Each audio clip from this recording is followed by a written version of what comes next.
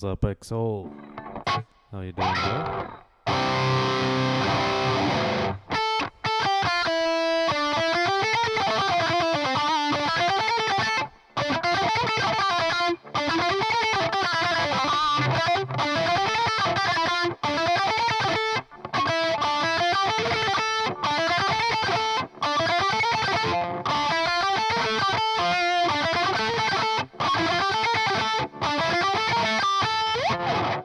Happy Friday.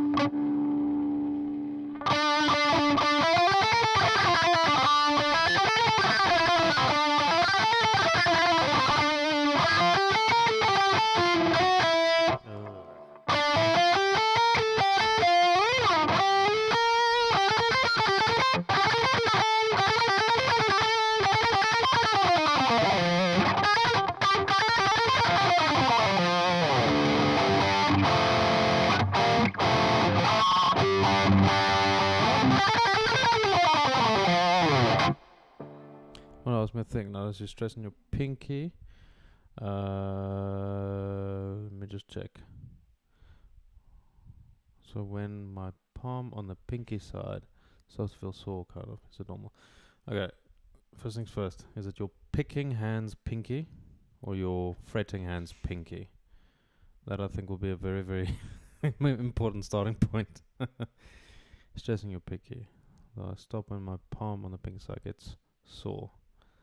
Ah, Jacob, how's it going? All the way from Czech. Fretting hand. Okay, so your fretting hand pinky is getting sore on the side. Okay, where precisely? Because is it getting sore like on this side? Sorry, you maybe already described it. Let me just check it. So when my palm on the pinky side starts to feel sore. So like this part sort of tenses up. So like this muscle, this one, like, is it this sort of muscle that gets tensed up? Okay, so that can be for a number of reasons. You generally don't want to tense too much for that. So one possibility could be just not warming up properly. The second one, I think, will most likely be the thing, because I don't warm up nearly as much as I should, but I don't have that pain, at least anymore. So it could be a number of things. It could be the amount of pressure you are using to fret notes, or the way you are fretting the notes themselves, or the position of your thumb. Now, all these factors together can either cause the problem to present itself or get rid of it, but it has to happen together. So we'll have to have a look a bit at some of the technique you're using. So first things first, when you're fretting or something, you want to be pressing as if you're holding something like this. So it'll go towards your palm, your fingers will press against there, like if you're holding something. Like, if you had to flex really hard against your arm, what direction would your fingers be going? The problem with when we're playing guitar is we don't always think of it that way. We think of just pressing the notes, and then what happens is you try to fret with strength, but like this. You don't want to use strength like this. Your strength isn't really going to come from your hand. Your strength comes from your forearm, which is something people overlook a lot. And the reason why I think it might be this case, that you're doing this sort of thing, is mainly because that is tensing the hand muscles. The hand muscles are important, but they have to be used in conjunction with the dominant muscle, which will be your forearm. Obviously, there's a bunch of different fibers and everything in your arm, and tendons, and there's all these anatomical things. But just maybe have a look if you're not fretting like this. Like let's say I'm curling like that you're pressing the notes like that. You press the notes towards like that, like you're sort of making a fist. So if I'm pressing the notes, let me see if I can. It'll actually help having a headless guitar, just so I can show this. Like I'll be pressing like this. Pay attention to my arm in relation to my fingers. So like I'm pressing a note like this. I'm not pressing a note like this. Like my fingers aren't going that way. You can do that for certain things. You'll have to, like if it's a very big stretch, like if it's a like a wide stretch or something, and sometimes you'll have to do that. But you generally don't want that to be the dominant thing. You want to straighten your wrist a little bit. It doesn't have to be perfectly straight. Again, this is very contextual, but you don't want your default position or your go-to position to be like this, because then every note you press is going to go towards your shoulder. If I can make that connection, like every note is going to be fretting towards your shoulder and not towards your hand, your palm, or your wrist, or anything like that. So if you look at my hand over here, if I have to grasp the pick or something like that, like just fretting one note. If I did this, yeah, curl similar to that shape a lot. Used to curl similar to that shape a lot. Yeah. So it's very, very small details, but they compound over time. So if I were to play like this the whole time, I can already feel I'm engaging this muscle a lot more than I maybe should. So it does help to just, I don't want to use the word relax, but just be aware of this being the possibility. This is the natural movement you want to replicate. It is a movement we've learned when we were children. The first thing you do is you try grab something, we try hit something. And it's a natural sort of thing, and it's a strong thing. Like I can't lift a weight with just my hand muscles or my fingers. Or I can, but not nearly as much as if I engage my entire forearm for this. So like your forearm, I don't know if you can see, like there, like when I do this, the muscles over here, all the way back here, are going to be moving because it's this massive compound movement. So you want to make sure that you engage the forearm. Obviously, there's a balance to this. You don't want to now give yourself tennis elbow or something. But the main thing is, you want to be the direction of the fingers. You're going to be pulling towards. Obviously, you mustn't now do this. Don't do this. Don't hold the guitar like this. Or even like this. You want to have a bit of a gap, generally. Like you see there, just over here. You want to have a little bit of a gap. You don't want to hold the guitar as if you have to lift it up. The strap or your leg is supposed to do that. It's supposed to keep the guitar up. You don't want to grasp it fully like this. Have your whole hand together into the thing.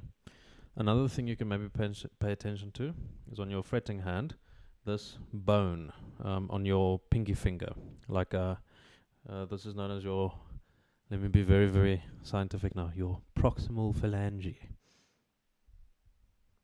Your proximal phalange. So this sort of bone right here, you don't want this one necessarily to be touching the neck of the guitar. Like you don't want that. I don't think there'll be another or a single instance where that's even necessary. Because of the way your hand is naturally supposed to be positioned. Your fingers don't necessarily, or almost shouldn't, be parallel to the frets. Like right now, my fingers are parallel to the frets. That's not how we're going to play. You're going to play with it at a bit of an angle, like this. My finger's going to be a bit like that. And depending on how far back, that angle's going to be more extreme. And then as I move up the neck, it's going to straighten out a little bit like that. You see there? So what's happening is each time your hand is pretty much going to be facing your face or towards your chest, I guess, like this. So right now, if I'm playing a G chord, my fingers are not at all parallel to the frets. If they were, I would have to jut out my elbow like this and try to do that, or I'll have to sit like this or do some weird thing. So your fingers don't have to be parallel to the frets at all. Like right now, they're facing me directly like this. And then the higher up I get, the more it straightens out, because that's the way my hand is gonna react along this plane, like that. Obviously over here it's a little bit different. Very, very high, it's a bit different. Bye bye, dankie my breed. My nooi. Dankie. I have the best wife ever. And yeah, this sort of thing. So you want your hands, the palm of your hand, pretty much face your head. Like if you wanna to put it plainly, like that. So all these little details compound. Another thing you want to pay attention to is your thumb. So your thumb, I'm not John Mayer, so I don't have the skill or the anatomy or whatever to play with my thumb over the neck like this. I won't do that because, again, that's going to force me to grab it like this. And I don't want to do that for obvious reasons. What you want your thumb not to do is go, let me see if I can do this. Basically, you don't want your thumb to cross over the plane of, I guess, the middle finger. Like, you don't want that, because now that is going to tense here. It's going to ruin a lot of mobility. So I don't want to, if I'm playing, move my thumb towards the bridge of the guitar in relation to my other fingers. I generally want my thumb to be either in line with like my index, my middle, or it can even go a bit further back. There will still be a bit of a gap though. I don't want to press necessarily this part of my thumb into the neck of the guitar. I can in certain instances, like let's say I'm playing a chord, like if I'm playing a G chord, there will be little exceptions to this. But the idea is you don't want to tense various parts of the hand when you don't have to. Tension isn't necessarily a bad thing. It just has to be managed. It has to be controlled. And if every single note that you play has tension either in your thumb or in the palm of your pinky as you described, it's not going to be good long term, but also in the short term. Like it's going to destroy your stamina. You're not going to be able to play anything for very long. I think the one last thing I can have. So your thumb will generally be on the body of the guitar, and that's going to support a lot of the weight of your entire arm. I'm not saying you must now hook it on there and then just dangle your arm down, but like you're going to be using this as a support to at least manage a little bit of the weight and distribute the tension around your entire arm. Then what you can do, you can take this part of your index finger, you can place it against the bottom of the guitar for certain instances. So that way you're sort of grabbing the guitar like this. That helps a lot for if you want to do a vibrato with your index finger, because then what you do, you pick the note and then you can just literally rotate your forearm like this. You just go for vibrato. So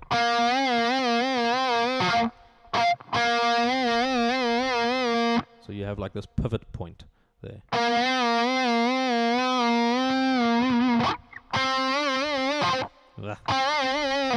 So you can use that, but this sort of additional support that you can be using is very, very valuable.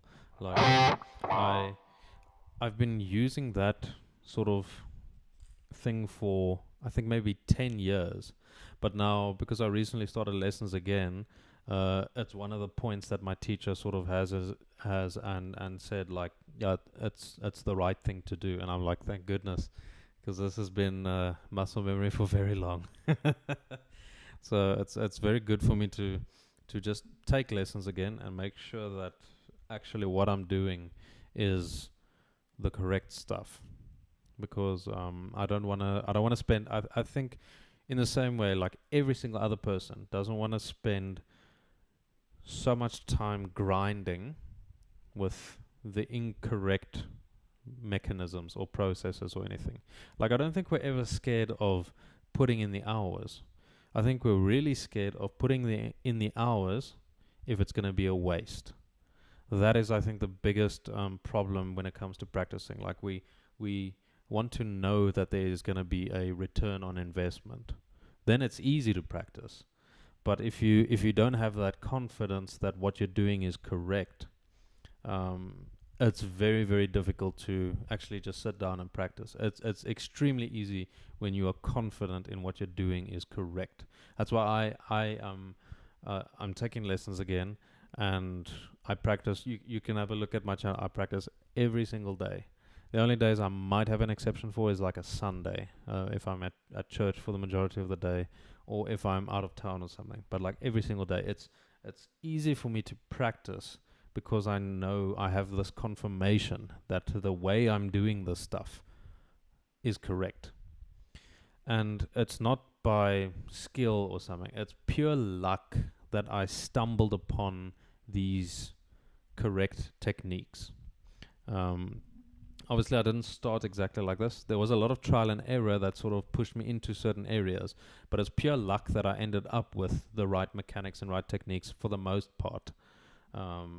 And I think that's what people, that's how I see talent. Talented people, by chance, stumbled upon the correct stuff. They still put in all the hours and stuff, but it's like your brain latches onto early information, and if the early information that you latched onto happened to be the correct information, then your brain like has this reward mechanism that constantly feeds it, and then you only develop that sort of way of doing something, and it's very, very beneficial. But it's unfortunate that not everyone will either stumble upon it correctly or eventually find out what the actual thing is to do. My biggest problem was my right hand picking. When I started guitar, I never did alternate picking. Never. It was just downstrokes, everything. And the thing is, I hit such a wall because it's like I can't. It's a physical and a logical thing. Like if I can downstroke, on the way up, I have to do an upstroke as well. So I'm literally missing half of my speed. I'm playing half as fast as I possibly could if I was using alternate picking as well. But the thing is, it was too difficult for me to do upstrokes accurately and everything. So I just skipped it entirely until I hit a wall when I tried to learn certain songs. And then I had a bunch of various guitar teachers and just friends and musicians that sort of came and explained to me like, listen, dude, you actually have to do this. And then I think the turning point for me was a friend came over. He showed me Lamb of God's Laid to Rest, and he was alternate picking, and I'm like, it sounds so much better than the way I'm playing it. Oh my freaking word. It's on time and all that. And then I watched a lesson by Emil Wurstler on, I think, jamplay.com. This was long ago. This was like 2011 or something. And he had this alternate picking lesson with this exercise that he derived from one of the songs in his band Darth. It's called Ovum, and he had this exercise like this.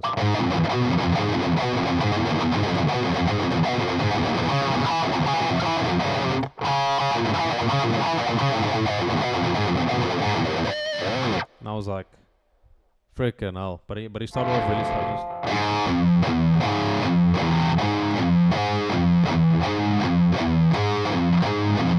And I'm like, frick, I need to learn this. And then I dove into that, and then just my playing transformed forever. I watched every single free, because I was a kid. I didn't have like a credit card or a debit card or whatever at that age. And I'm just like, everything that Emil Wurstler that I could find on the internet, I'm like, oh, I need to freaking learn this. And then just things took off. So it was really, really, really, really valuable. But that, like, if I didn't go through that process and then get this sort of technique, then I would have been down picking till today probably, and trying to make it work and coping and just using, I don't know, hammer-ons and pull-offs to play around things. But now I can, because I practice the mechanics of it, I can go. It's funny how now I want to show you and then I'm just messing it up.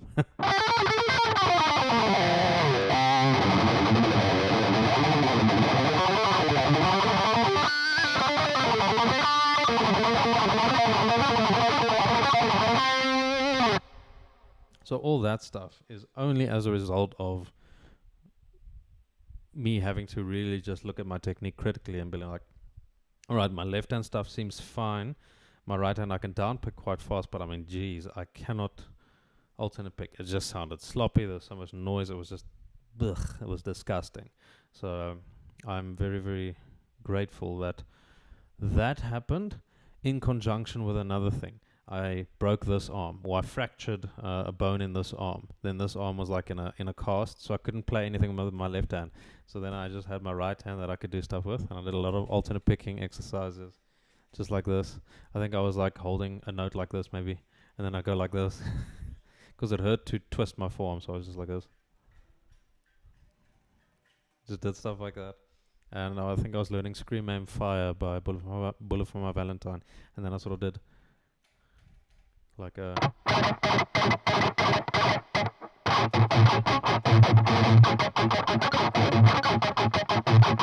like all the sort of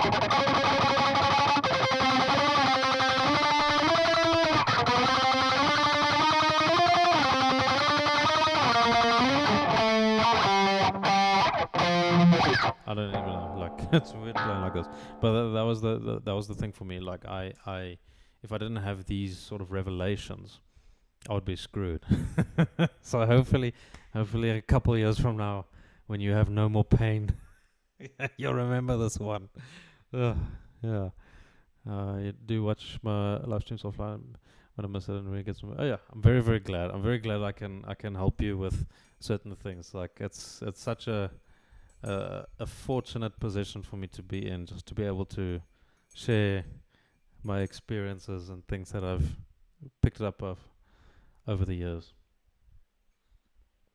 Even started with Laid to Rest, first metal rock intro that I learned. Oh dude, that thing is so good. Oh my word, it's such a great riff. And James Hammett. Oh, so you telling me I'm gonna down pick with a bunch of wah? Is that what you're telling me?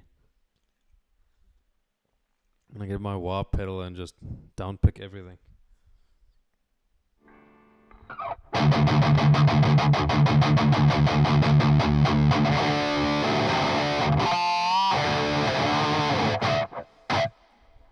And sweep picking was another thing as well, like, oh my word.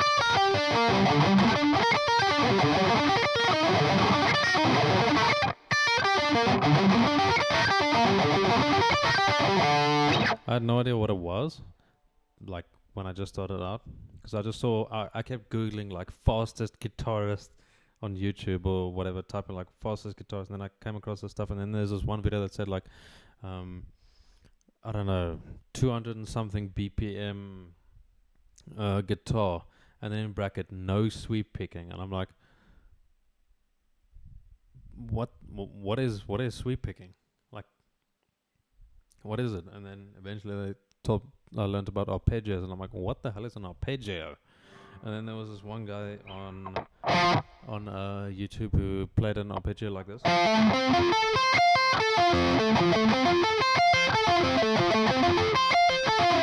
And obviously when they explain it, they go, and then play maybe like 2 cycles slowly, and then they just sweep it. They go.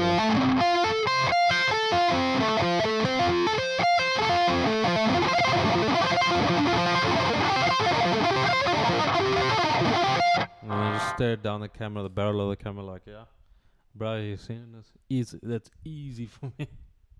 So frustrating. And then I learned, or at least I tried to learn, the solo to Eye of the Storm by Bullet for My Valentine.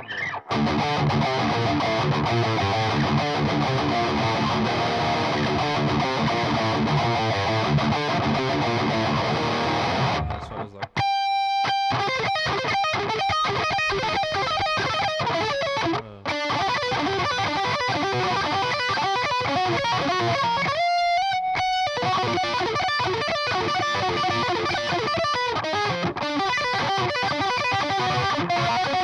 Like that sort of thing. And then Silosis Imperial.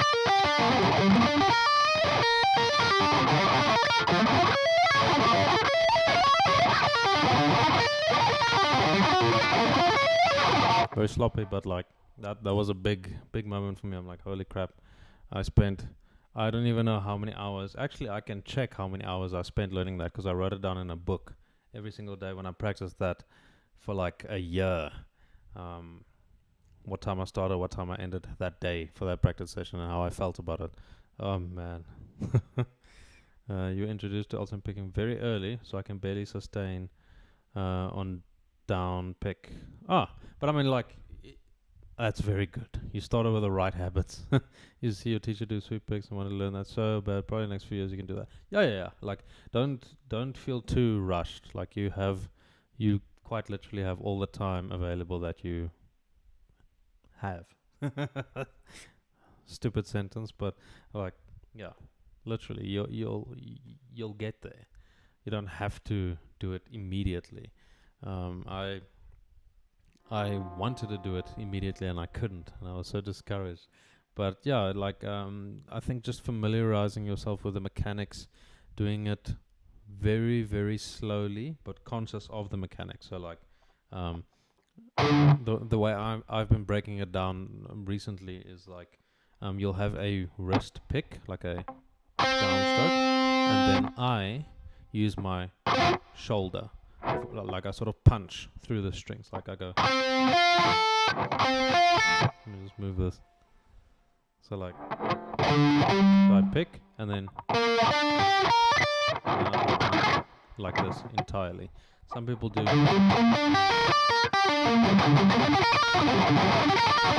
just like that. But I feel like when I get to here, then I'm picking at such a steep angle, like this direction, instead of like this, that it just feels a bit uncomfortable. No, I don't sweep with my wrist. This is still something I need to have perfect confirmation about, because again, I'm not scared of putting in the hours. I just want it to be worth it. So one thing I'm asking my guitar teacher now is as well, like, should I develop the ability to use my wrist for the entire swing, or should I pick the first one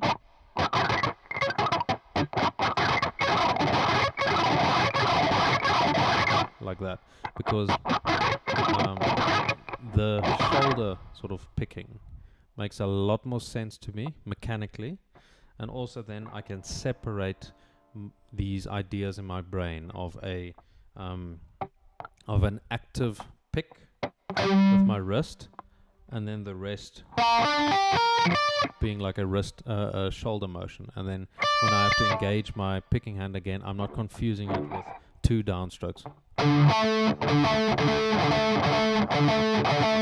So the first one I'll use my wrist, second one shoulder. So that sort of thing. It makes sense to me on paper, but I do have to. I'm not 100% confident yet. It works for me, but I don't know if I've maybe just made something very effective that is an inefficient motion. So that is, I think, my biggest conundrum right now. So I just want to make sure that this is indeed the way to go about it. It does make sense to me. It makes sense to all my students as well. And I've seen many great players also do the shoulder thing. But there's also a lot of great players that do the wrist thing. So now I just need that confirmation, and then I'm like, I'll be super happy. What's up, Amit Nandi? How are you doing?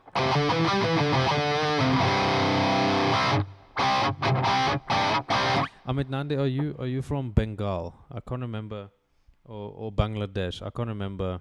I can't remember. Sorry, man.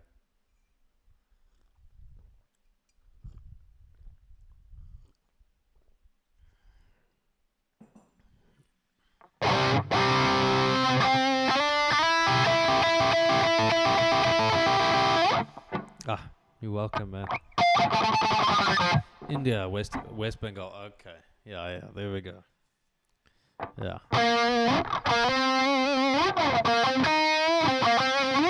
Very, very cool.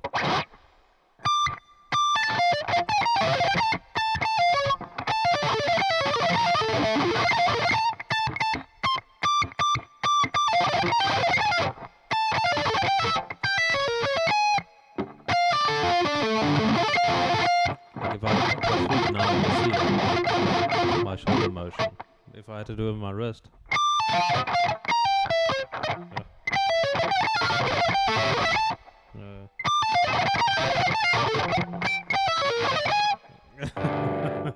It sounds so bad.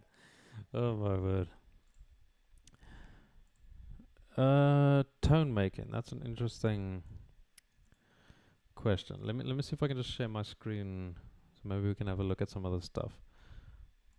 So first things first, you need to understand the tools that you're working with. So you have your pedals, your guitar, and your amp.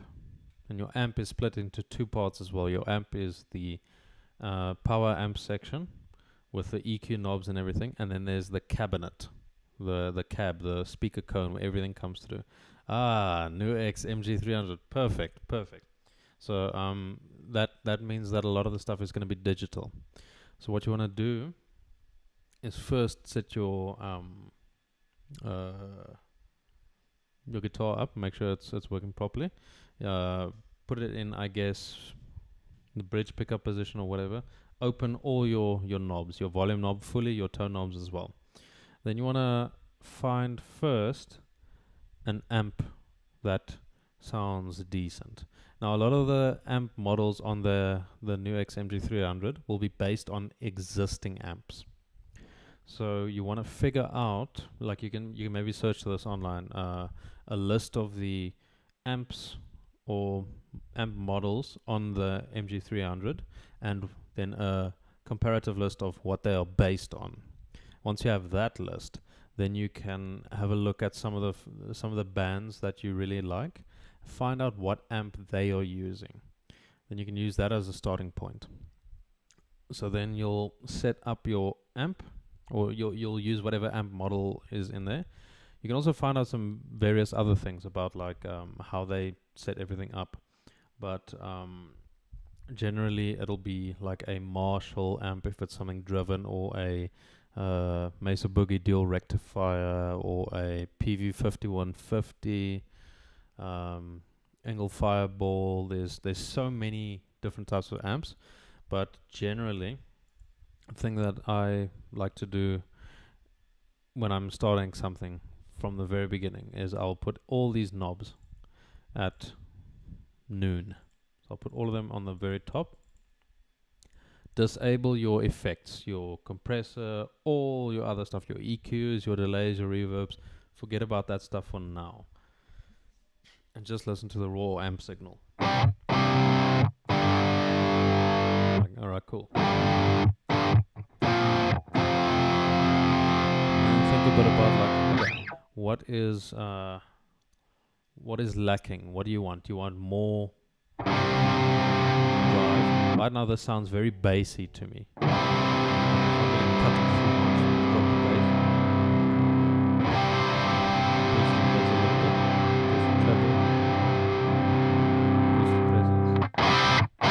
It's a lot more clear now. One thing that'll really help is if I tune.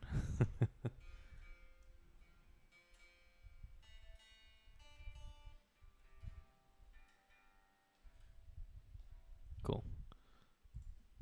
So I have this now. Now you want to play around with the gain and the master as well. Like the gain is kind of like how hot the fire is. Like right now the fire is very cool. It's like a cool fire. And then if I turn up the heat, sometimes it's gonna get too hot, and then it's gonna burn quite a bit. So you don't want to do that too much. Now the master or the output, these things are sometimes used interchangeably, but that's pretty much how big the fire is. You can have a large fire that burns at a certain temperature determined by the gain, or you can have a large fire that's burning very hot as well. So the output will mostly be the size of the fire. That's just how loud it is, how loud the actual sound is that you're going to be hearing. The gain is how hot the fire is going to be. Then all these things is pretty much the color of the fire. Where you're going to have a lot more like blues in the fire. It's going to make the fire maybe a little bit thicker. Or you're going to have a lot of like orange or yellow, just for like the mid stuff. Or you're going to have a lot of like bright green, or maybe even like purple, something like that. So that's just all. That's you changing the color of the fire. So it's like this. The gain will be the heat of the fire. The other stuff will be the colors of the fire, and the output will be the size of the fire. The master sometimes works as a second gain knob. So the master will be also like, let's say, how much fuel you're going to put on the fire. It's not necessarily adjusting the temperature as much, but it's adding like physical fuel to the fire, like how many logs are you going to throw on the fire. It will inevitably make it bigger as well, but also it's going to make it a little bit hotter. So it's sort of like a dual purpose. So you don't want to you want to manage these things. Not every amp has all these settings, but you sort of want to manage them quite nicely. Then, if you're going for a metal tone or something, you'll generally want a overdrive pedal. So like I'm going to add the overdrive pedal over here that just comes with this, and I really like the sound of a tube screamer. So there was this video I watched, I think in 2010. The guy just put the level on maximum, the tone slightly past noon, and then the drive all the way down. So you use it as a tone shaping device rather than an actual drive. So I'll just quickly go.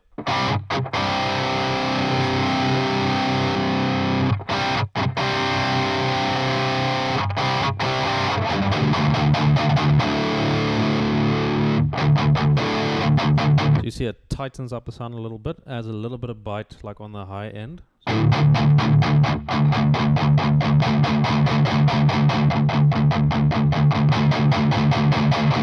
So really nice. And then the cabinet as well. This is a big factor. You can use either impulse responses or microphones on a specific cabinet, like a Greenback or a Celestion V30 speaker cone and stuff. But this you'll sort of just you can use a matched cabinet. That's the easiest way to just get a decent sort of sound.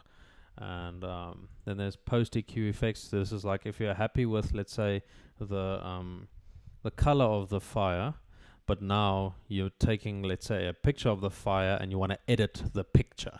You want to edit the way the picture looks. So now you can also mess with some of the colors of the picture that you've taken the picture of the fire. Then over here, you can add these effects to the picture. So now you're turning it into a video, sort of like this is the sort of thing I'm getting at. Now you have your time-based effects, which will be sort of your delays, your reverbs, your choruses, all these things that are going to that's going to turn this picture into a moving picture, and it's just going to make it into a video pretty much. It's going to add a lot to it. Obviously, you don't want it to overshadow everything else. You don't want the actual image just to be so shaky that you can't see what's going on. You want to have a little bit of motion in the thing, but you want the stability of the rest of it. So that's pretty much how the tone building goes. So you need to be very, very careful not to set your mix of your delay too high. I generally won't ever put it above 50%. Same with the reverb. I'll never put it above 50%. Like 10 to 20% is perfectly fine. Feedback is how many repeats of a delay. Just have it like, 50%. I'll almost never go past there. So some of the reverb. Decay is a little bit longer, but I mean this is just a quick overview of the, I guess, philosophy or idea of tone building. Like it's a billion-dollar industry. So yeah, it takes some time to really get the type of sound you want, but it's a very, very enjoyable experience, just if you know a bit more of what you're doing. Like there's all these different things I can add over here, but I mean right now it's, let's say I want to add more delay. It's a bit too modulated, so let me drop the modulation. Open it up a little bit over here with a high pass filter. Drop it over here as well.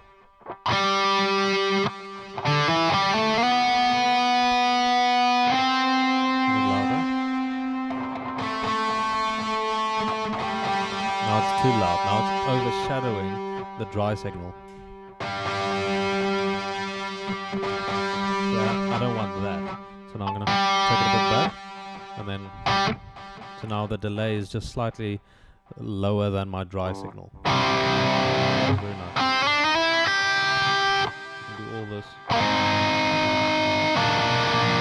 This nice stuff. And then I can add these other things as well. Crystals maybe. Yeah, those little.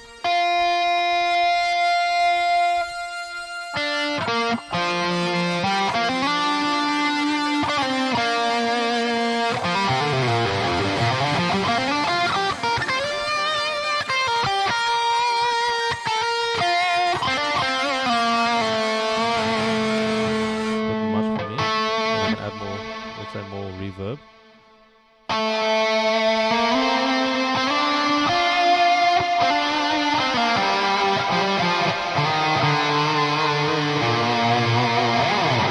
So let me just catch up all the messages.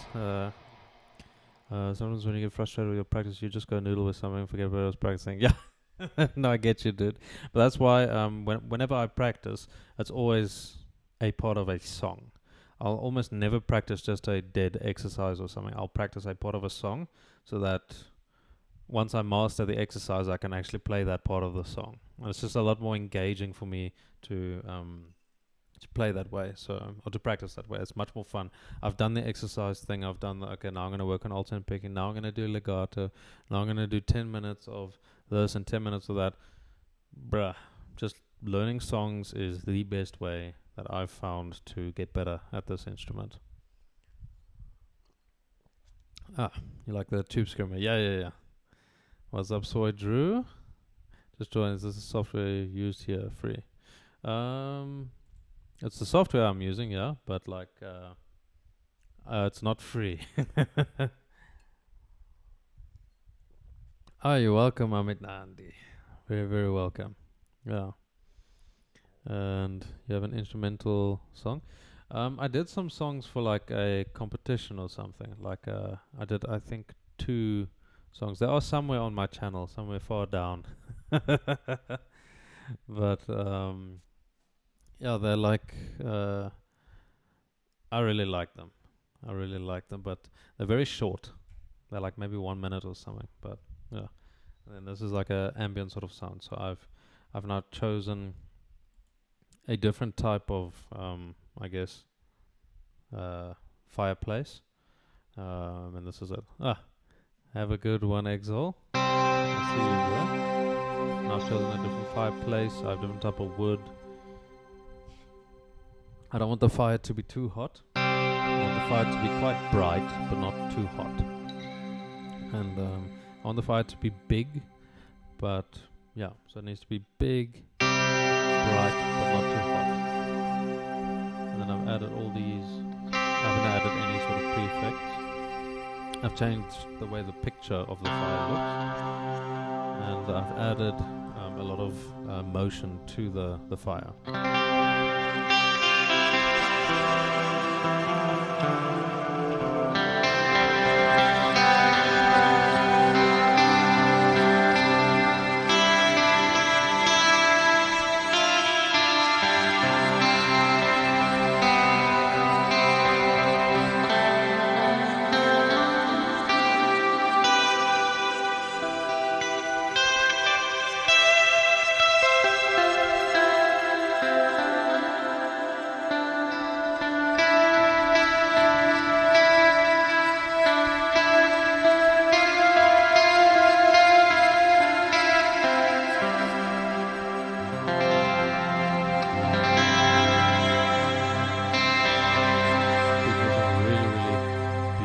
Sounds from all this stuff, so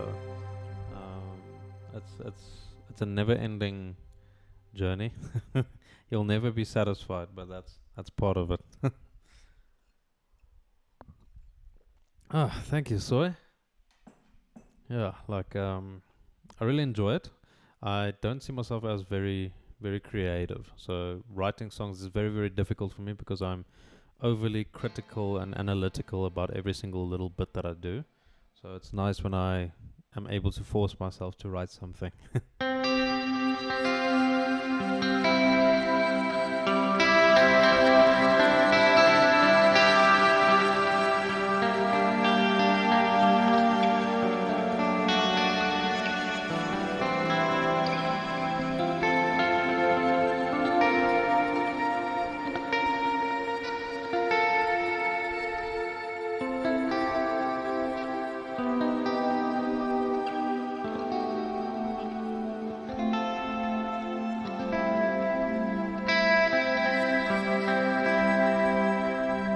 Yeah, no, you're absolutely right. Thank you for that. Yeah, no, it's I think my biggest restriction is that I want to first develop my technical abilities to a point where I can play whatever I want, and then as a result I can write whatever I want. I don't want my writing to be restricted by my abilities or limited by my abilities. So I have a lot of I practice a lot so that I can, I guess, get to that point where I don't have to change something because my abilities don't allow for it. I think that's my biggest limitation, I guess, at this moment. So I'm spending a lot of time refining very small details about my technique, obsessing over stupid little stuff. And yeah, but it's really fun.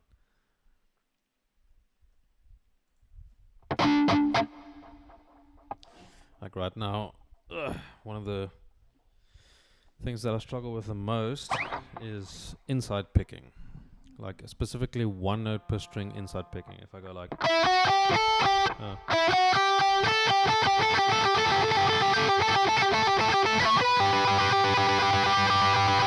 that thing, I struggle so much.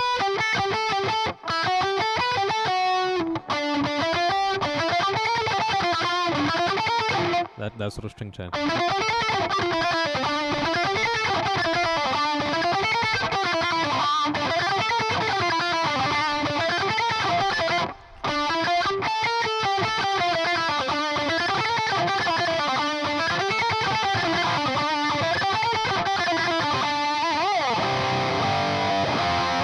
So freaking difficult.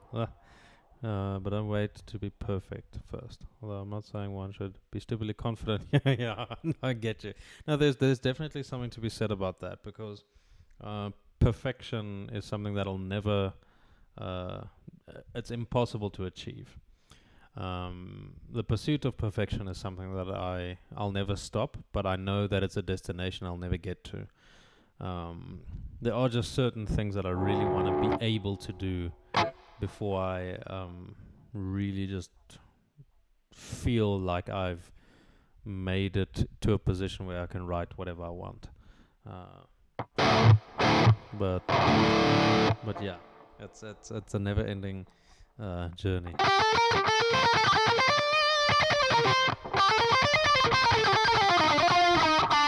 The song I'm learning now.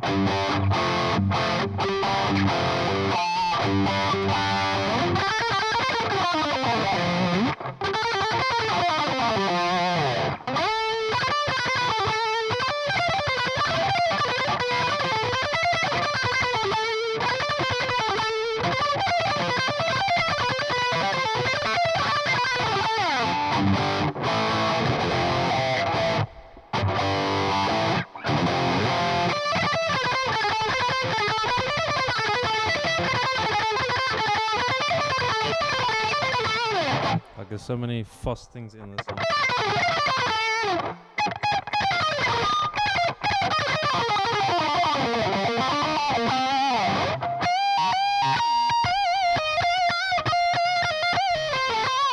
And a bunch of sweeps.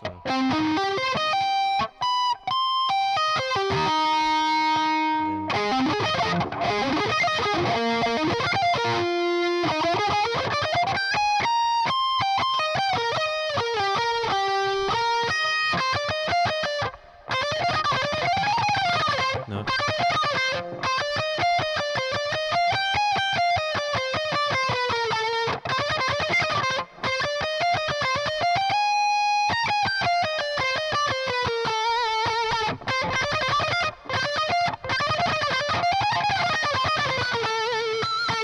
Like that sort of thing. Ah, dude, that's so cool.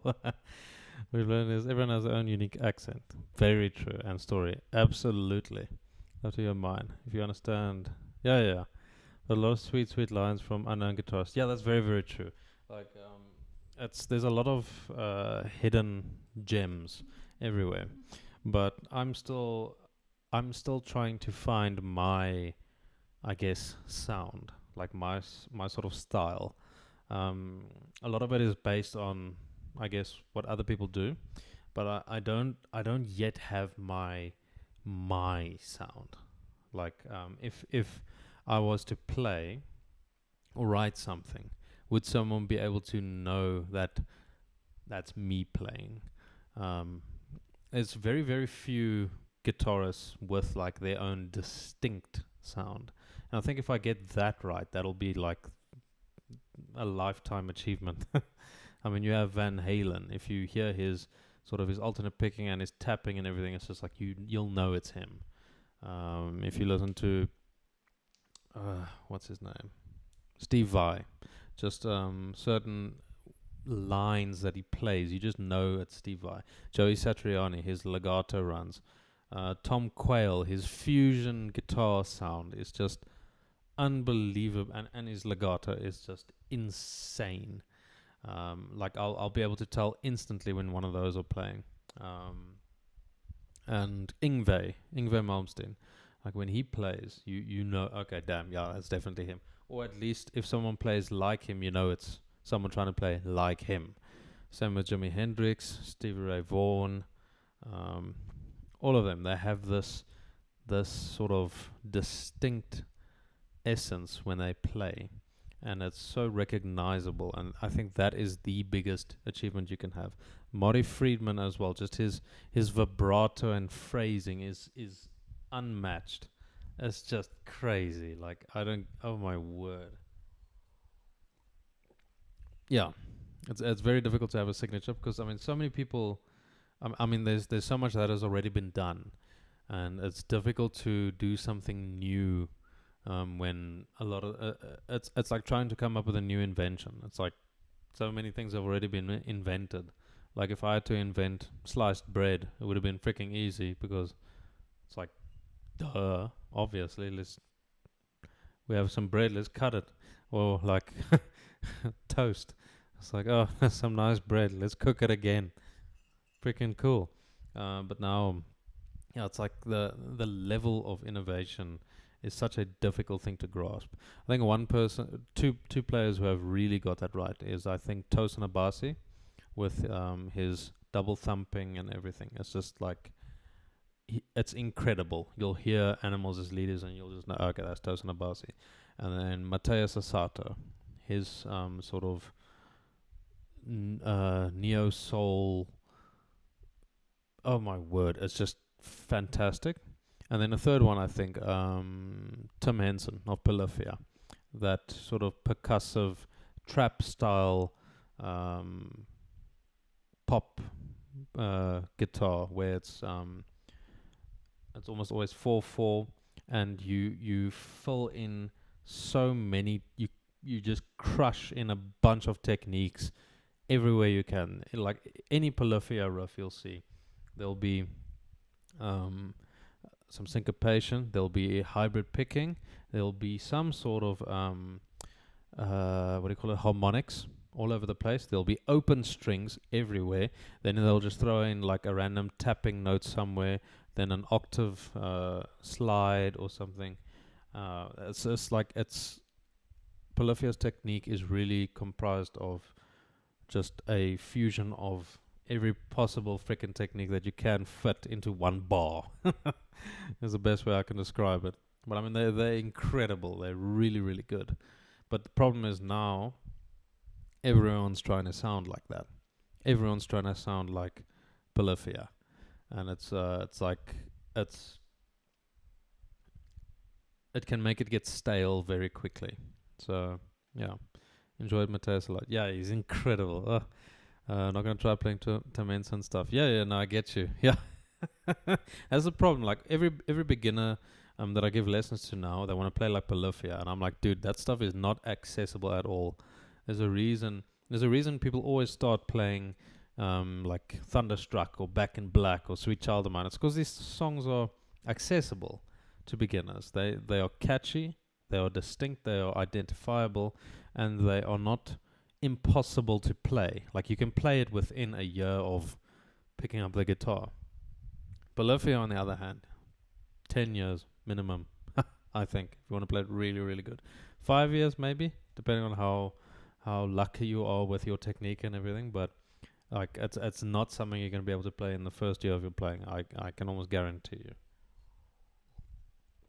It's all over the place in a good way, yeah, but now everyone's trying to be like it. Yeah. W. Bovdrov. Sorry, man. Bovdrov. I don't know how to say that, man. The AC and yeah. Accessible, yeah, probably. Oh, no, Guns N' Roses as well. Just all these classic bands like from the 80s. Black Sabbath as well. I mean, when I heard this from School of Rock.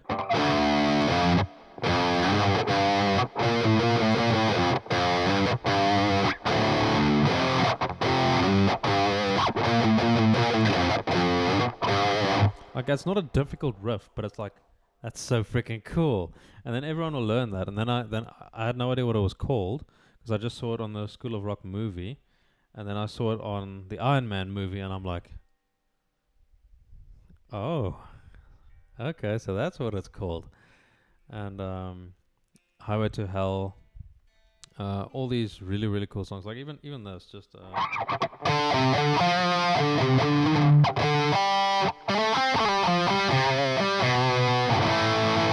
like that Wayward Son riff, and there's a reason why these classic songs sort of stood the test of time, and I think it's because they are accessible.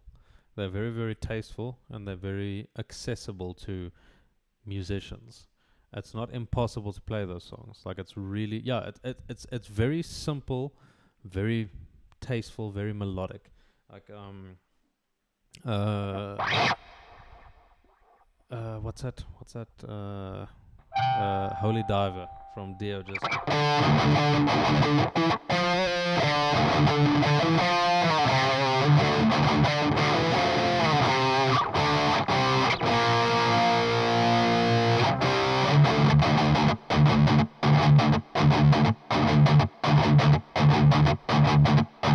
it's just so cool. Even Kiss, like how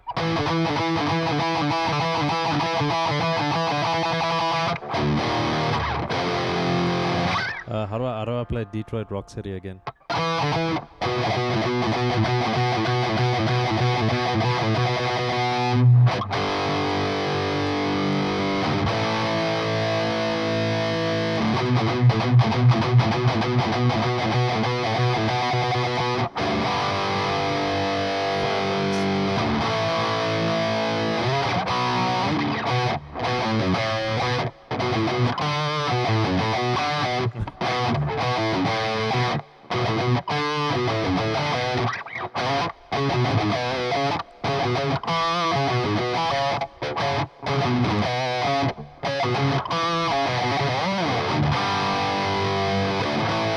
Oh my word! Like, it's such simple stuff, but it's just so damn fun. Like, it's oh man, and yeah, you don't have to grind like endlessly to be able to play that stuff, and it's just so damn fun. Like, and obviously you get the more difficult stuff like.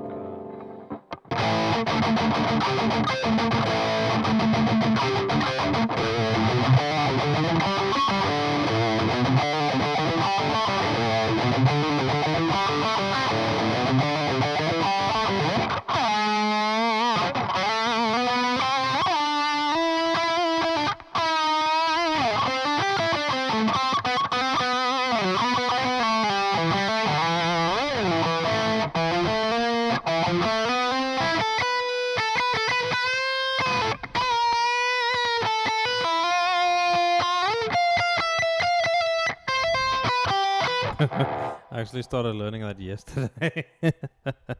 Such a beautiful solo. Oh.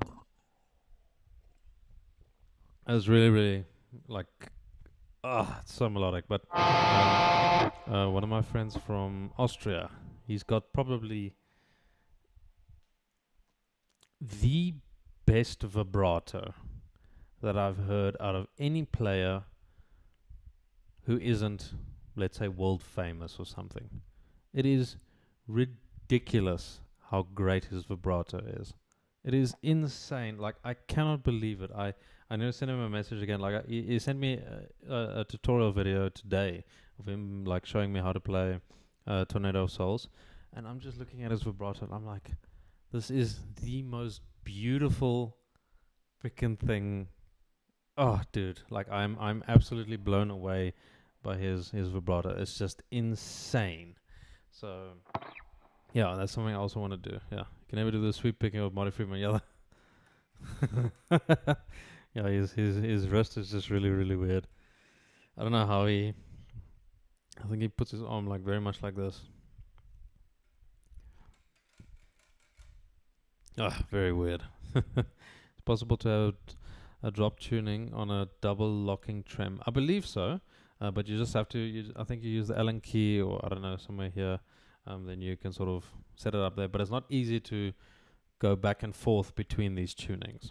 It's a problem with, let's say, an Evertune or a Floyd Rose. You sort of have to commit to one tuning. And that's pretty much it for you.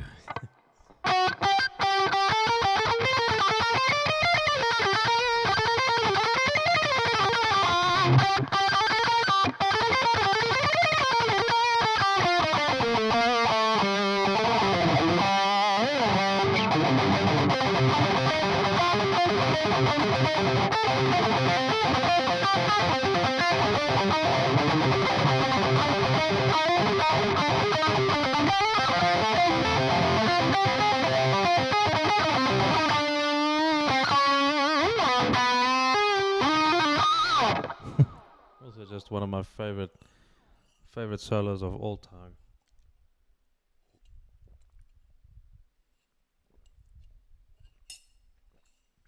Ugh.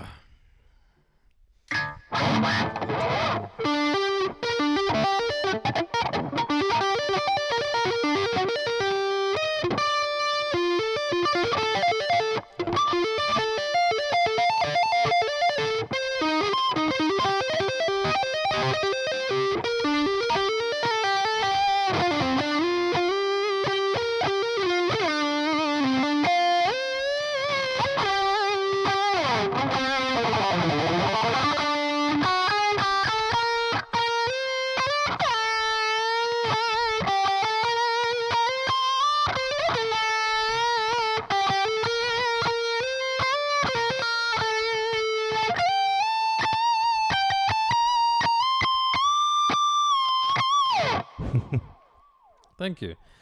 Funny enough, this is a very cheap guitar. This is a very cheap guitar. Like it had a production run of maybe 1 year. It's an Ibanez Halberd. Very, very rare. That's the thing. Like you don't get this thing anywhere. You'll have to get it second hand. It had a production run, I think, from 2012 to 2013. Part of the X series of Ibanez. That was 3 guitars: the Glaive, the Halberd, and the Falchion. And this is the Halberd. And back then, it cost about $200 in 2011 or 2012. I think 2012. It cost about $200. So it's really not the most pricey instrument. It's made in China, but it's beautiful. Like it's just it's gorgeous. My word. So yeah.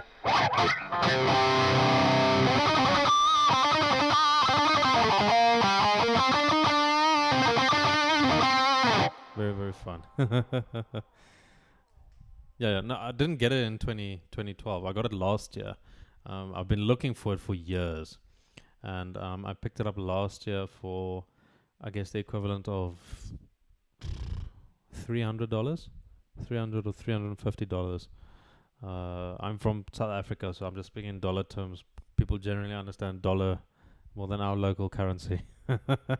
So, yeah, I guess the equivalent of like $350. So I was very, very lucky to find this, find a seller of this guitar, and then I'm like, I need it. I freaking need it. In the same way SpongeBob needs water. Like, I need this guitar.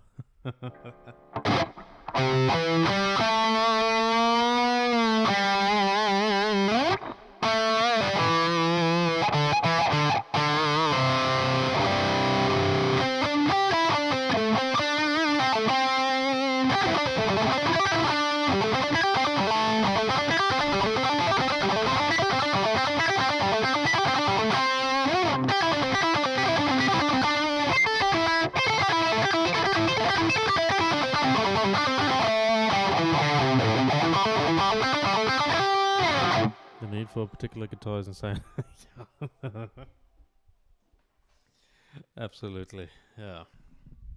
No, the thing is, it never ends. You'll always want more, but yeah, I guess that's what makes it exciting.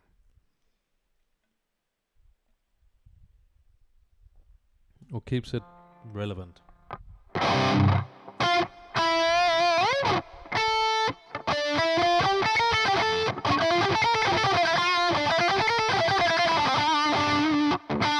LQ2E.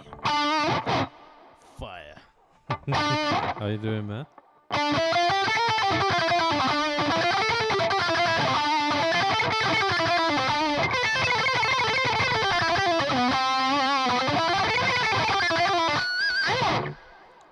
Need an Ibanez, but might have to settle for a chord. You won't really be settling. Like, remember, they're made in the same sort of factory complex in Indonesia. So I bought a Court last year as well, and I'm damn pleasantly surprised with it. Like, it's a beautiful 7-string guitar, and it plays exactly like an Ibanez. It feels exactly the same. So, yeah, it's not a problem. Don't be too brand conscious, I guess. How long have I been playing? 2009. So it'll be 17 years. 17 years.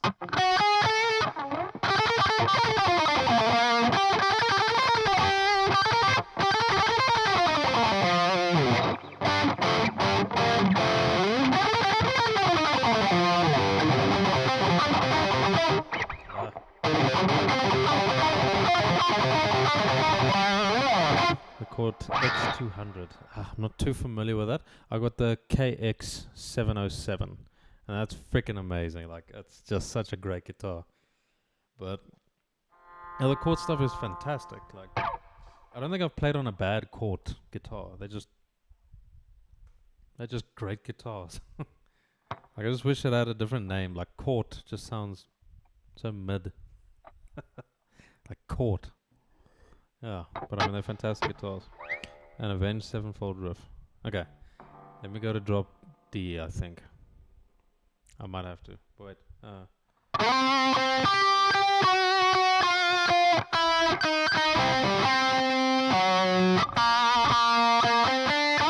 can't remember.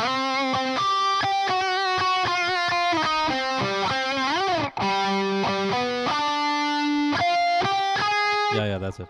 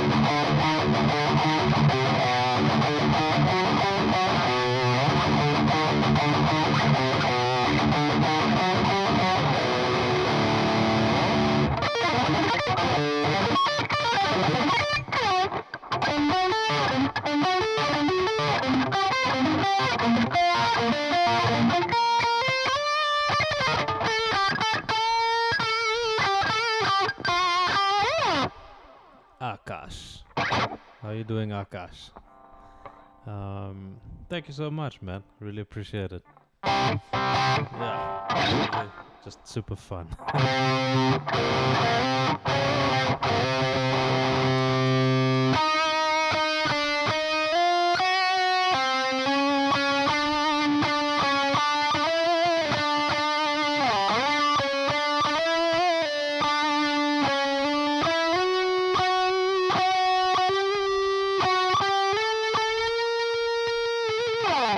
Deftones, unfortunately not. No, I don't really get that much into, I guess the new metal stuff. The closest I got to that was Disturbed. Disturbed was like, oh man.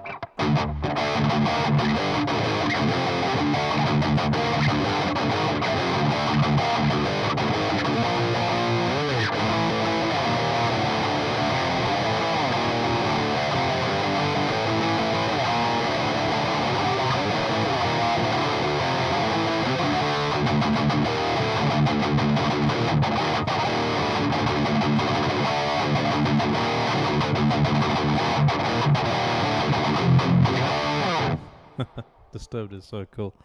Master Puppets, I don't know if it's weird or anything, but you got Instagram, but you have good content there as well. Well, I mean, it's more like I'm not really active on Instagram. I'm a lot more active here. Like I don't really just post stuff that much.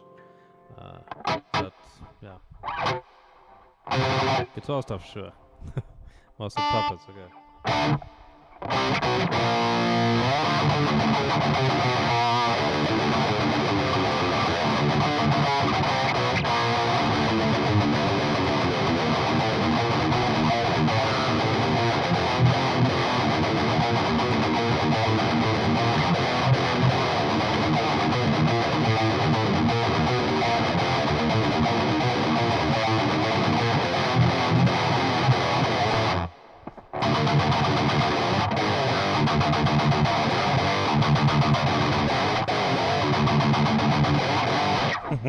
Super cool.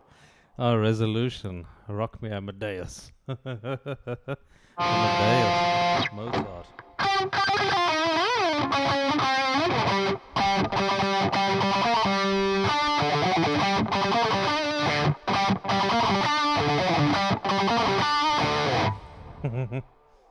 That's not Mozart though.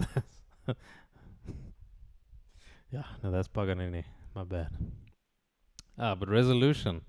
You're the. Let me just remember. I believe you're the wise, the wise wizard who gave me the advice of not learning any songs. I should just write my own stuff. Is that correct? Do I remember correctly? You're the wise sage of old. You are Gandalf the wise, is what I'm asking. break up some of my tears of sorrow. Unfortunately, not. No, I don't know that song. I think it was North or Rain or something.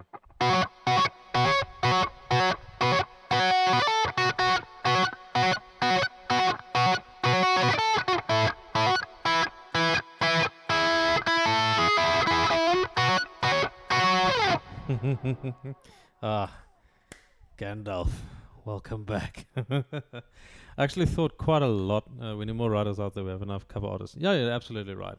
No, like I think after that day when we had that discussion, like I think the whole day, that entire discussion just consumed my thoughts because it is such a it's a very philosophical question about art. Just oh my word. Like I said, I think the whole day at work I was just consumed by this. I'm like, you're damn right. It's like how much of what we create is our own, and how much of it is a rearrangement of what already exists. It's the same sort of idea of every single book is a rearrangement of the words in a dictionary. That's all it is. But it's rearranged in such a way to give it a certain sort of meaning, a certain sort of idea. But it's such a difficult freaking it's such a difficult balance because now there is a box that music exists in. Music has to be, I guess, listened to. you can't you can't go outside of that box. There are, I guess, certain finite restrictions that you have to place on art in order for it to still be art. Obviously, people say you color outside the lines, all that stuff. I mean, frick, dude. If you can't listen to it, I don't regard it as music. So that is, I guess, the ultimate barrier. But then the more to the center you get, it's like, all right, how much of it do you have to listen by yourself, and how much do you actually have to listen and participate in it as a listener? Like, for instance, how do you consume music? Do you consume it passively? Do you consume it actively? Like, do you sit? You take your phone away and all that stuff, and you sit in front of, I guess, the record player, the vinyl player, or your computer, or whatever, and you actually play a song and you just listen to it and embrace it? Or do you listen? Do you interact with music in a way that it's just a background activity for whatever you're currently doing? Like a lot of people listen to music when they drive, when they're doing like a monotonous task or something. But that's like a complete different interaction in the act of consuming music. It's a totally different way of consuming music than, I guess, what the artist maybe intended. Some artists do want to be background music because, yeah, that's just their thing. But like, it's such a fundamental question, and it's different for everyone. Like when I was young, we didn't have internet. We had my parents had these cassette tapes, and a lot of them it was just pretty much classical music. So I would listen to these symphonies and stuff, and it was beautiful. It was just gorgeous. And then when we eventually got televisions and internet and all these things, then I could listen to whatever was on either the radio or on television, like in advertisements, or then the music channels came, MTV, VH1, and all these things. I was like, damn. Then my entire sort of music just became a different experience. And then I was just doing it, like it became a background activity for me as well. I'll just listen to something in the background, and then I'm like, that sounded really cool. And then I'll sort of stop whatever I'm doing, and I'll turn and be like, damn, I need to listen to it. And then I sit there and I listen to this thing for like, I just repeat it over and over and over. I'm like, this is so freaking cool. Oh my word. So yeah, doing great, man. Even better after hearing your shit. Thanks, man. You're welcome. What do you think about it? If you are doing covers, you are just playing their art. Yes, it's better to make your own. And when you do it, it's a different feeling of accomplishment. That is very true. Like, you sort of make it your own. But how much of it is still then your own, because it's sort of derived from this, and it's like it's derived, whatever you're covering, however creative you are, it's still a derivative of someone else's art. So is it truly your own? It's just such a difficult thing. You don't have to know how to play scales or chords to start writing. You just need to create ideas, then you can polish them as you learn. No, very, very true. Yeah, like very, very true. And it's just, it's like, it's so freaking brutal for me, because you're absolutely right. There will be some sort of sound in your head. There will be some sort of idea, and how much of the tools do you actually have to understand? To what extent do you have to be familiar with the tools before you can use them to create some sort of piece of art? Like, how do you capture that which is in your head and keep it there, so that when you grab the tools and you don't know what you're doing, you don't lose that image or that snapshot of what you had in your head? Because often what happens is you'll have a great idea in your head, and then you have the tools in your hand, and now it's like your image in your head sort of has to adapt to the reality of your abilities. So it's like, oh man. It's really a difficult sort of balance for me. Just between mastering the tool and being creative. It's such a difficult balance and just idea for me to grasp. Because I was speaking to Soy earlier about the specific thing. Like, I'll never be perfect at my technique. I'll never be perfect, and that idea or that desire of being perfect before I write anything, it's gonna slow me down, and it's just like, it's just not gonna work. So I'll never end up writing anything if I want my abilities first to be perfect before I write something. So a few more push, and this guy is gonna have his own album by next year. Ah man, oh boy. No pressure. So I hope I gave you the thought it deserves. Thank you. I don't see myself as very smart. I just see myself aware as to the extent of my own ignorance. I'm at least aware of what I don't know. I guess that might be smart. But for me, if I hear something, I'm writing something, it's not like else I can change the idea. Record on the always record your practices, because something may come along that you won't remember later. Yeah. Very, very good. Very, very good. Can you play my band's song? It's called The Sound of a Dead Man by Silicon Z. It's in drop B tuning. I can learn it. Won't be able to play it tonight though, but I can definitely learn it. Let me just write that down. So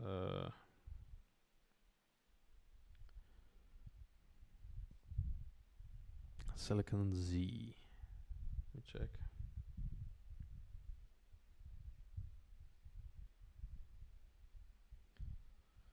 And Sound of a Dead Man.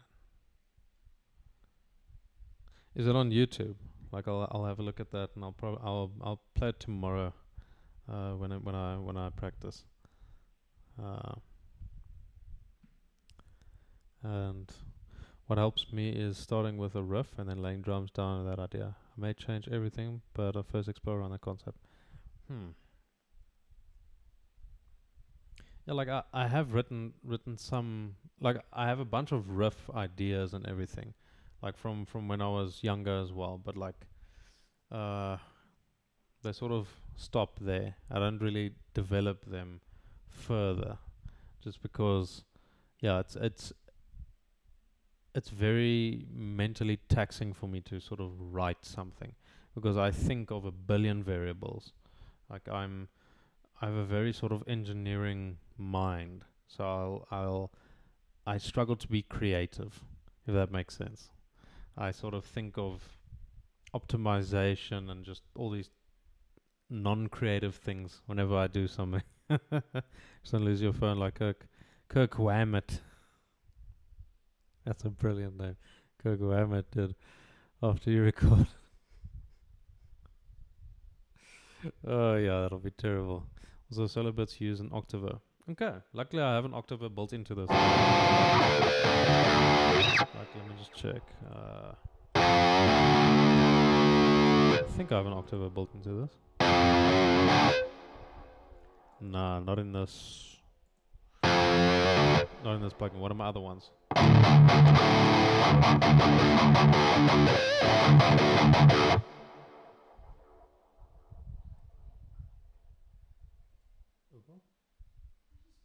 Oh. Where is it? How big is it? Is it on the floor? Okay, I'll come get it now.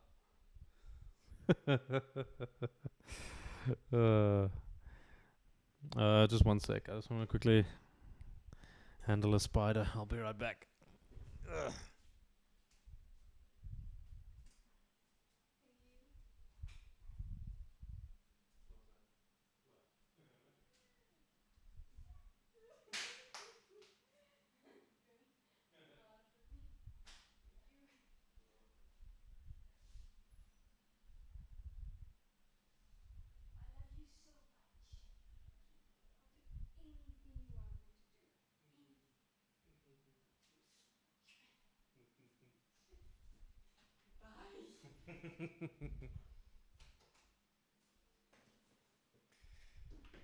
Ugh.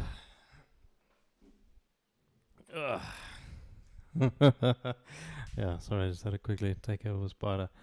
Important to learn song structure: verse, bridge, chorus, verse, bridge, lead, etc. Yeah. There's so many of them. There's tag, vamp, pre-chorus, refrain, reprise. There's so many. Oh my word. So chill. Yeah, I did. Chill us. What processor and amp are you using? Look at time. It sounds so crunchy and crisp. Let me show you.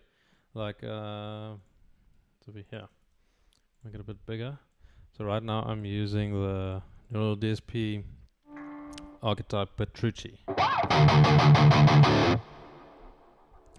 And I guess the thing that's giving it its majority sort of tone and everything will be the impulse responses I'm using. So these ones I picked up from a free pack many years ago. And it's like, yeah, some of these SM57 Celestion V30 impulse responses. And yeah, your amp cries with gain. Yeah, like the noise gate does a lot of heavy lifting. Let me show you.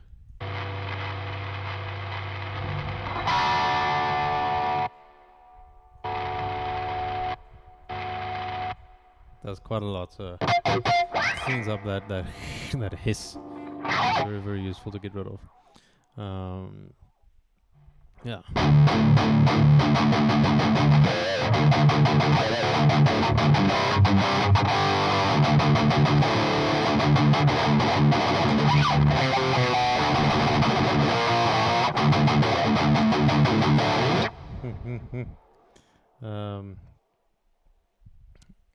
What did I? Sorry, where was I? I'm losing myself. Not actually an engineer, right? Or a physicist. You're thinking like a PhD scholar. No, no, I'm none of those. No, I work for an agricultural company and I manage their software systems. So I do a lot of I guess software engineering. But I mean the sort of the mental aspect of it is the exact same way I think about the guitar. I think about just all the possibilities and scenarios and variables and iterations and possibilities, and it's just the way my mind works. Like I will overanalyze so many things. Like with my technique as well, I'll overanalyze. Okay, so where am I actually using tension on my arm?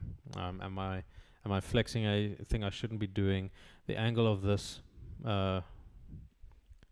distal phalange, this joint on my finger, I sort of want to make sure, like, am I using this correctly? Is this an optimal sort of thing? Am I not going to hurt myself in this way? How should I use my picking hand? The picking hand has, or the hand itself has the side to side, which is abduction and adduction, and then there's the forearm supination and pronation, all these things. Like the human body is very fascinating as well. But I sort of look at all these things and try to see in conjunction how do these things work together? Why are some people able to play certain things and not other things? Like I give a lot of lessons to students, and there's certain things that certain students can play which are really difficult, and then those same students can't play very easy stuff. But why? And then I sort of have this entire sort of analysis with a matrix of variables on the top and iterations on the left. I'm just like, okay, so this student has this sort of angle on their wrist, and this student doesn't struggle with strumming. And then I was like, holy crap. So with strumming, a very, very simple thing is you can either use your entire forearm or your entire elbow sort of joint like this to strum, or you can bend this like this and use your forearm as a twisting motion to strum like this. And a lot of funk guys, you'll see they'll do this sort of thing. It looks really, really stupid. Now let me just quickly let me do this. There we go. So this arm might not actually move that much. It's just the wrist has now been turned like this. It has been flexed a little bit. So there's the flexion and the extension. So the flexion has been shown a little bit, and then as a result, when you rotate your forearm, then it sort of does this thing, and that you can put onto the plane of the strings, and then it becomes a billion times easier to strum. And what I saw with my other students, which were very, very good at like picking and stuff, when they strummed, they tried to do it like this, in the same way. So like they kept their arm like that, and they just try to side and everything. But then when I told the student, like, okay, take your forearm, bring it a little bit back, have a bit of an angle here, and then do this. Instead of having it like this for strumming, pull it a little bit up like this, and rotate your forearm. Everything changed. So it's like all these little details that are just so interesting for me to explore. Like I'm super obsessed with really silly stuff. Can I dive bomb properly with that noise gate? No, my amps. Oh yeah. It's a bit of a trade-off. Like I'll have to set the threshold of the noise gate to like maybe there. Like right here.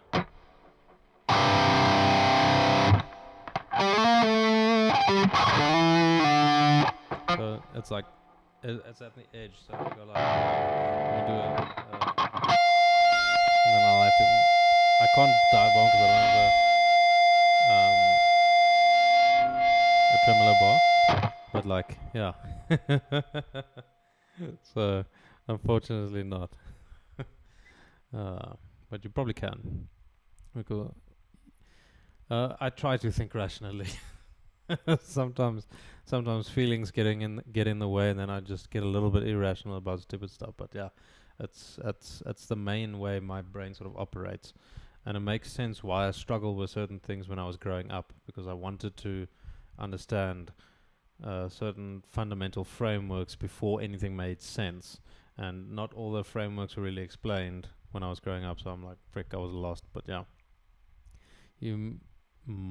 I mod in another guitar channel, and the guy that I mod for plays solos almost perfectly once he knows it, but he falls apart on rhythm. He's a prime case of lead guitarist only. Since he doesn't really care about rhythm, he's not good at it at all. Yeah, that's a very, very big problem. I was in that exact same boat when I just started out. I think for the first 3 years, I could never do like a strum thing with a pendulum picking hand. I could never do that. Well, I mean, I couldn't do that until I sat with an acoustic guitarist, and he showed me like this sort of thing, and my rhythm was terrible. I had no fundamental grasp of the plane or the landscape of rhythm, how to visualize rhythm and just grasp it in any sort of significant, substantial way.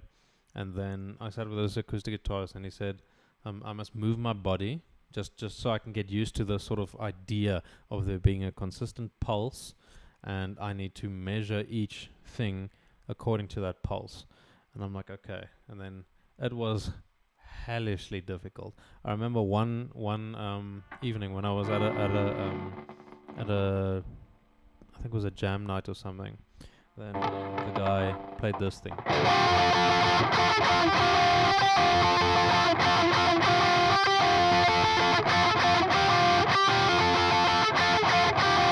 Now I'm hearing what he's playing, but I'm seeing something different. I'm hearing I'm hearing this.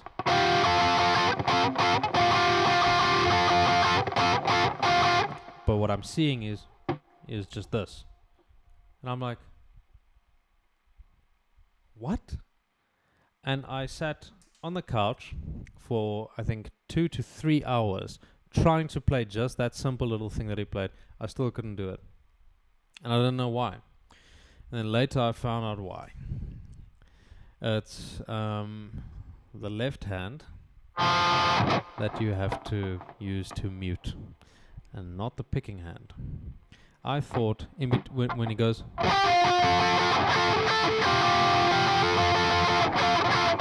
I thought you have to put your palm or your hand or something down in those hits. No, you can just use the left hand, lift up a little bit, and then hold the strings so that they're muted. So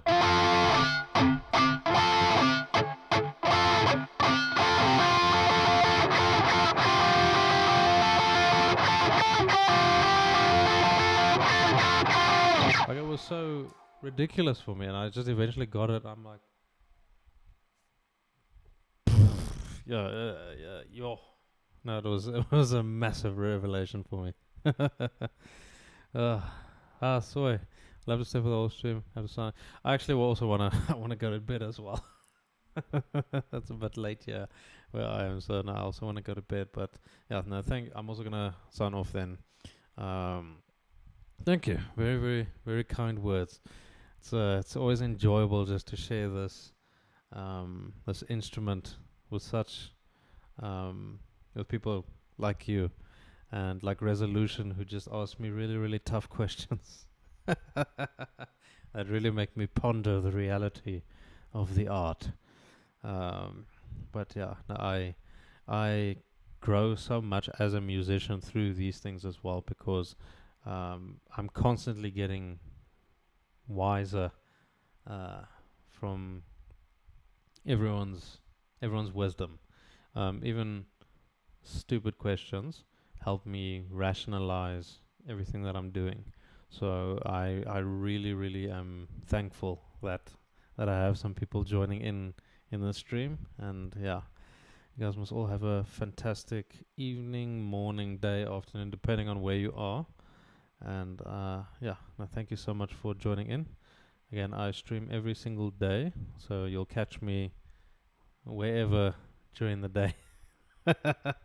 So yeah, just subscribe, and then hopefully YouTube will send you a what do you call it? A notification if I'm streaming or something. Yeah, pleasure to be here. You have a great personality. Wish you the best. Thank you so much, Resolution. Really, really appreciate it. Thank you for you as well. Like I don't think I just thought about that question one day. I think I thought about it for the rest of the week. I was like, damn, dude, this is freaking crazy. So yeah, no, thank you so much, Resolution. You guys must have a fantastic day. I'll see you guys in the next one. Cheers.